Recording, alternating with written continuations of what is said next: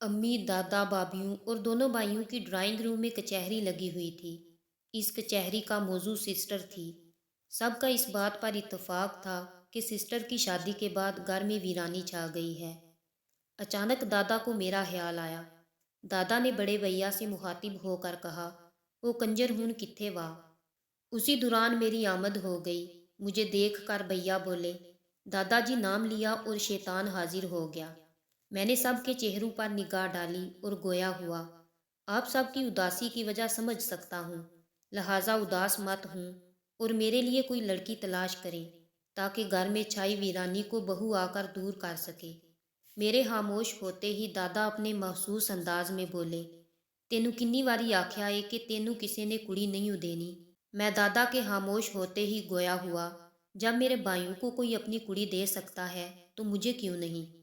इससे पहले दादा का हाथ अपने खुसे की तरफ बढ़ता, अम्मी बोल पड़ी, अली तुम लाहौर जाओगे।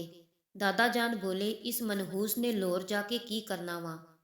अम्मी ने मुख्तसरन सब को बताया कि मेरी कज़न की नंद की बेटी है, उन लोगों को अली पसंद है। वो लोग 2 बार फ़ोन करके कह चुके हैं कि अली एक बार लाहौर का चक्कर लगा ले ताकि लड़की के भाई भी अली से मिल लें। अम्मी ने भैया को मुखातिब करते हुए कहा कि अब जब लाहौर जाना हो तो अली को भी साथ ले जाना और जाकर मिलवा आना। इस जुमा भैया का लाहौर जाने का प्रोग्राम बन गया। मैंने भाभी से ज़िद की कि प्लीज़ लड़की की तस्वीर ही दिखा दें, अगर पसंद आ गई तो लाहौर जाऊंगा वरना नहीं। भाभी ने लड़की वालों से कहकर तस्वीरें मंगवा ली। जब मैंने तस्वीर देखी तो फ़ौरन भाभी से कहा, मुझे लड़की पसंद नहीं है, लिहाजा मैं लाहौर नहीं जाऊंगा, आप लोग मना कर दें। जब इस बात का दादा को पता चला तो दादा ने खूब सुनाई।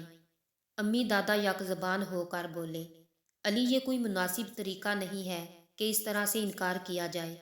तुम अपने भैया के साथ एक बार हो आओ, फिर मुनासिब तरीके से इनकार कर देंगे। फिर ना चाहते हुए मैं भैया के साथ लाहौर की तरफ चल पड़ा। सारे रास्ते दिमाग के घोड़े दौड़ाता रहा कि ऐसा क्या करूं कि वो लोग खुद ही इनकार कर दें। आखिर दिमाग में कुछ आ ही गया। मुझे यूं ज़ेरे लब मुस्कुराता हुआ गाड़ी चलाते देख कर भैया बोले, अभी तो हाँ नहीं हुई और तू पहले ही दांत निकाल रहा है। हम लाहौर पहुंचे। भैया ने कहा हम मार्केट करके फिर उनकी तरफ जाएंगे।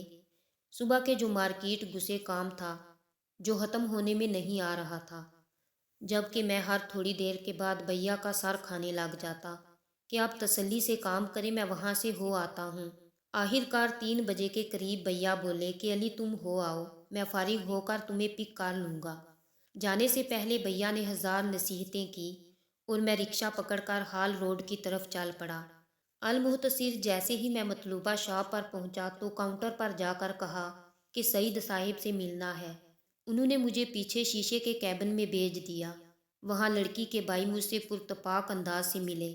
एक भाई सामने पड़ी फ्रिज से रानी जूस, रेड बुल और छोटी पानी की बोतल ले आया, जिसे देखकर मेरे दिमाग ने कहा साले अपना दहाक बिठाना चाह रहे हैं। दूसरा भाई बोला कि आप कुछ पानी पिए फिर खाना मंगवाते हैं। अचानक मेरे दिमाग में ना जाने क्या आया कि मैंने रेड बुल जैकेट की एक जेब में डाला और रानी जूस दूसरी जेब में डाला और पानी की बोतल को हाथ में पकड़कर बोला, मैं बहुत सफ़र करके आया हूँ, ये वापसी जाते हुए रास्ते में पी लूँगा। वो दोनों भाई पहले तो मुझे अजीब नज़रों से देखते रहे। उनमें से एक भाई ने छाई खामोशी को तोड़ते हुए मुझे मुखातिब करके कहा, वीर जी आप क्या करते हैं। मैंने बुरा सा मुंह बनाकर कहा, आप मेरी अम्मी को कुछ मत बताना। और जहाँ तक रहा कुछ करने का सवाल, तो मैं जनाब बस लोगों का जीना हराम करता हूँ। वो लोग और सवाल जवाब करते रहे, जबकि मैं उल्टे सीधे जवाब देता रहा, जिसके बाद उनके चेहरों पर बेजारी और लहजों में तलखी वाजिया नजर आने लगी। इससे पहले वो मुझे अपनी शॉप से धक्के देकर निकालते, मैंने रुखसत होने की इजाज़त चाही और भैया को कॉल करके इंतज़ार करने लगा। जैसे ही भैया आए और मैं गाड़ी में बुर्जुमान हुआ तो भैया ने सवालों की बौछार कर दी। पहले तो मन किया कि कह दूं कि इनकार ही समझे, फिर चमाट के डर से भैया को ये कहकर मुतमिन किया कि आप बस शादी की तैयारियां करें और जैकेट की जेब से रेड बुल निकाल कर पीने लगा। फिर अगली सुबह एक फ़ोन कॉल आई, जिसके बाद पता नहीं क्यों नीचे दादा जान शोर मचा रहे थे कि आज मैं उस मनहूस नू नहीं छड़ना, हर जगह साड़ी बेइज्जती करवा देंदा वा।